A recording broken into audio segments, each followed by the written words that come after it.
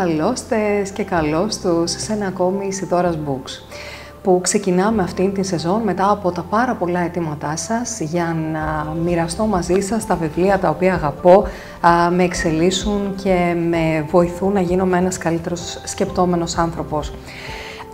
Ξεκινάμε λοιπόν αυτήν την υπέροχη σεζόν με ένα βιβλίο του οποίου την ανάγνωση την απίλαυσα πάρα πολύ.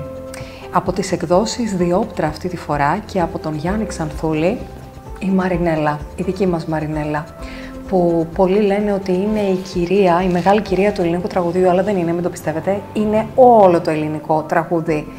Αυτό λοιπόν το βιβλίο είναι η συνέντευξη της Μαρινέλας στον Γιάννη Ξανθούλη. Είναι φανταστικό βιβλίο και θέλω να σας το δώσω δώρο. Θέλω να σας πω ότι ακόμη και νέος να είσαι και να είσαι στις πιο σύγχρονες γενιές που ακούτε άλλου είδους μουσική, τη Μαρινέλα θα την ακούσεις στη ζωή σου. Δεν υπάρχει πιθανότητα, γιατί όσο υπάρχει ο έρωτας θα υπάρχει και η Μαρινέλα.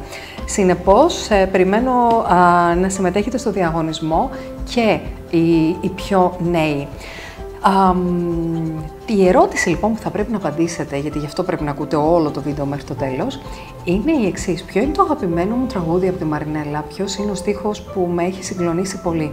Και το αγαπημένο μου τραγούδι από τη Μαρινέλα, ένα από τα αγαπημένα μου, γιατί έχω αρκετά, είναι το «Τολμώ». Ξέρεις αυτό που λέει στο ναρκοπαίδιο που ζεις να περπατώ, τολμώ, όσα δεν τόλμησε κανείς, εγώ τολμώ. Αυτό.